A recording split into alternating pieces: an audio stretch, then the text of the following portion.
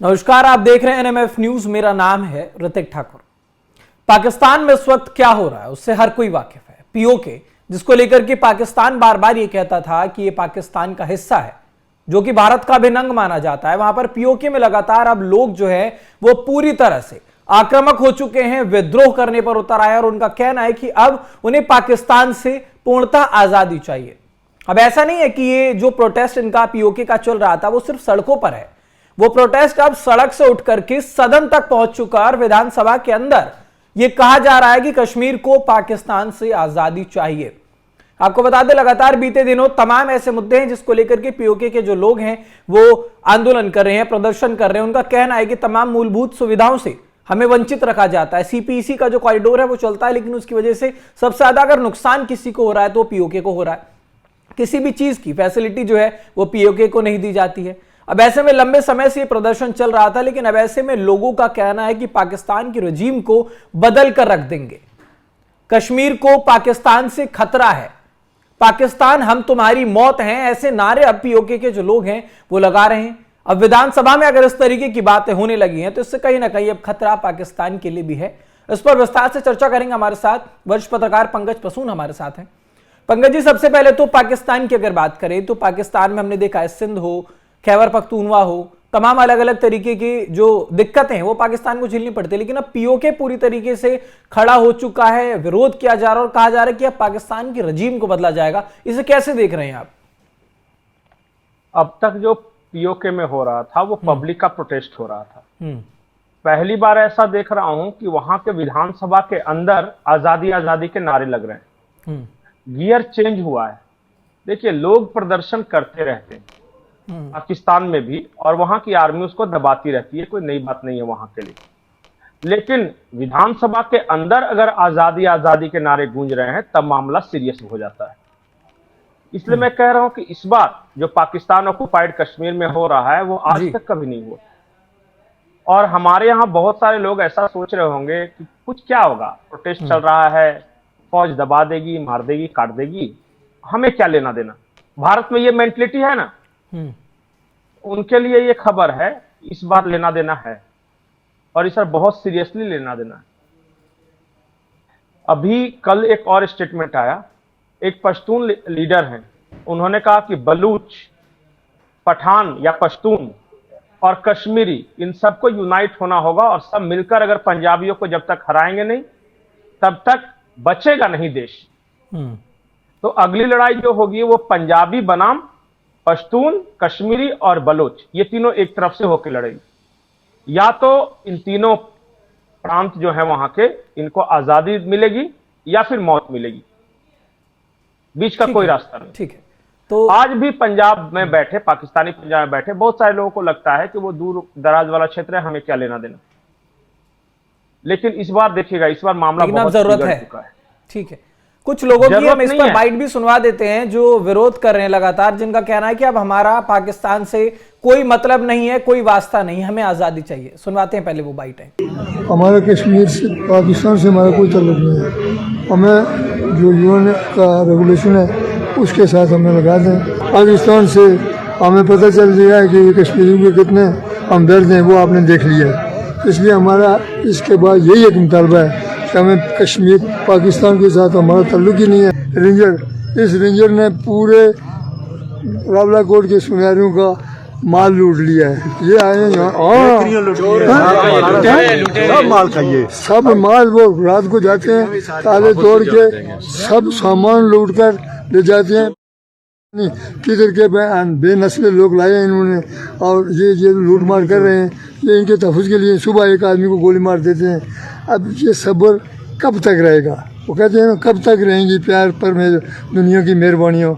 एक दिन ये लावा जब फट जाएगा, हम ये पूरे पाँच जो पॉइंट हैं और पुल जो है ये बंद कर लेंगे तो फिर ये किधर से जाएंगे। तो पंकज जी, अब ऐसे में लोगों का तो स्पष्ट मानना समझ में आ रहा है, जो इनके अंदर एक विद्रोह की भावना आ रही है वो झलक रही है कि एक लंबे समय से इनके अंदर एक जो गुस्सा है वो फूट रहा था। 22 अप्रैल को जब पहलगाम पर हमला हुआ और उसके बाद जब ऑपरेशन सिंदूर हमने चलाया तो उसके बाद हमने देखा था भारतीय आर्मी तो लगातार जो है वो कार्रवाई कर रही थी, लेकिन पाकिस्तान के अंदर ही वो बीएलए जो बलूच की आर्मी थी वो खुद भी पाकिस्तान पर हमला कर रही थी, लेकिन अब ऐसे में पीओके भी हमला कर रहा है।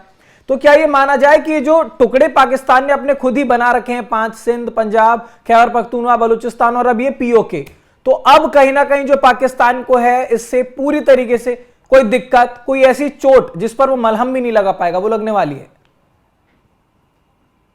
देखिए, मैं ये तो नहीं कह सकता कि क्या होगा, लेकिन एक पाकिस्तान के बहुत बड़े पत्रकार हैं, उन्होंने कश्मीर वाले सिचुएशन की तुलना करते हुए कल एक आर्टिकल लिखी है, और जिसमें वो कहते हैं कि ढाका में याहिया खान ने टिक्का खान को एक हुक्म दिया था और कहा था कि हमें बंगाल तो चाहिए, मतलब ईस्ट पाकिस्तान चाहिए, पर बंगाली नहीं चाहिए। और इसके बाद टिक्का खान ने हजारों लाखों बंगालियों की हत्या की थी। ठीक उसी तरह असीम मुनीर ने आदेश दिया है पाकिस्तान रेंजर्स को कि हमें कश्मीर तो चाहिए, जिसको वो आजाद कश्मीर कहते हैं, मतलब वो चाहिए पर कश्मीरी नहीं चाहिए। और उन्होंने तुलना की है कि हूबहू वही चीज हो रहा है जो 1971 में हुआ था। अब मुझे नहीं पता कि आप लोग इस चीज को कितना सीरियसली लेंगे। असली बात है इच्छा शक्ति। क्या भारत सरकार के पास वो इच्छा शक्ति है जो इंदिरा गांधी के पास थी? क्या डर तो नहीं जाएंगे? देखिए, उस वक्त भी इंदिरा गांधी अकेली थी, अमेरिका ने उस वक्त भी धमकी दी थी, पाकिस्तान धमकी दिया था, चाइना उस वक्त भी पाकिस्तान की तरफ था, लेकिन करने वाले कर गुजरते हैं, कैलकुलेशन भिड़ाने वाले कैलकुलेशन भिड़ाते रह जाते हैं।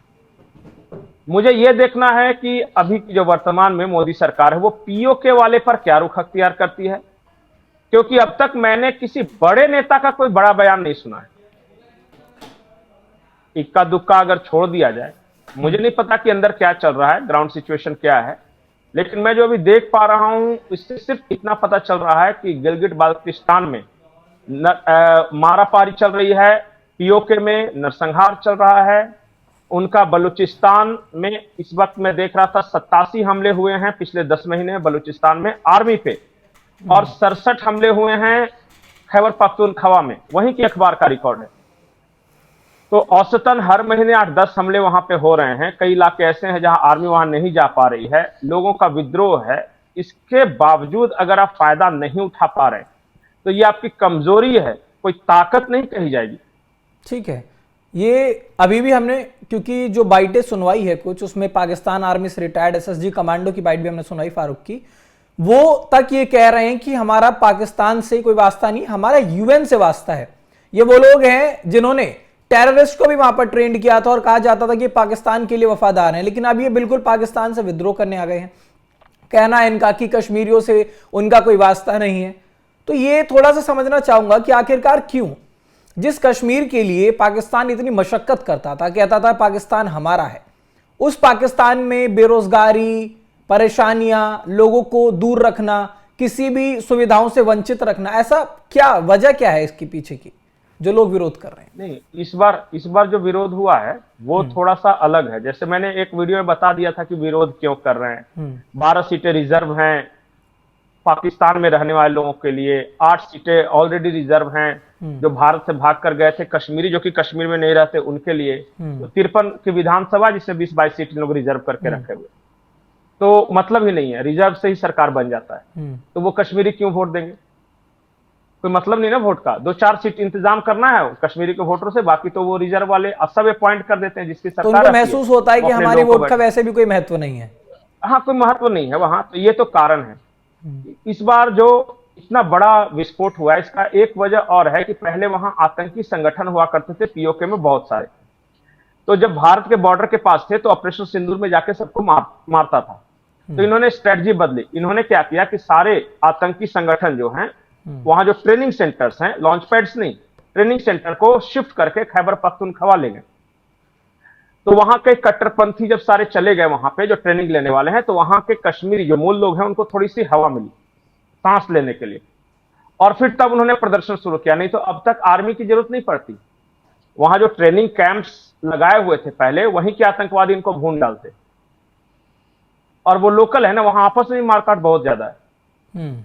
कश्मीरियों को रेडिकलाइज करने की बहुत कोशिश की, पर वो जब रेडिकलाइज नहीं हुए, उस हद तक वो कट्टर नहीं होने, तो पंजाबियों को लाला के बसाना शुरू कर दिया कश्मीर वाले इलाकों में, और ये कह दिया कि कश्मीरी गद्दार होते हैं।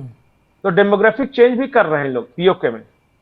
मुझे लगता है कि आज से 10-20 साल बाद भारत के पास वो मौका नहीं होगा पीओके लेने का, क्योंकि तब तक बहुत सारे पंजाबी बॉर्डर के आसपास बस चुके होंगे। अगर अभी नहीं तो कभी नहीं। ठीक।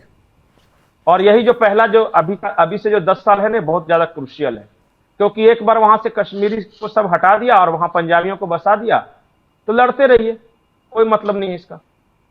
ठीक। तो अब देखना होगा कि आखिरकार जो पीओके के लोगों की मांग है उस पर क्या एक्शन लिया जाता है, क्या यूएन की तरफ से, क्योंकि अब लोगों को उम्मीद है, उनका कहना है कि हमें अब पाकिस्तान से अलग होना है और इसका विरोध अब सिर्फ सड़कों पर ही नहीं सदन में हो रहा है, विधानसभा में हो रहा है। उनका कहना है कि अब हमें कश्मीर को पाकिस्तान से अलग लेकर जाना है, हमारे साथ भेदभाव होता है। आने वाले समय में देखना होगा कि इसका क्या इंपैक्ट पाकिस्तान पर पड़ता है। फिलहाल इस खबर पर आपकी क्या राय है, हमें कमेंट बॉक्स में जरूर बताइएगा। देखते रहिए एनएमएफ न्यूज।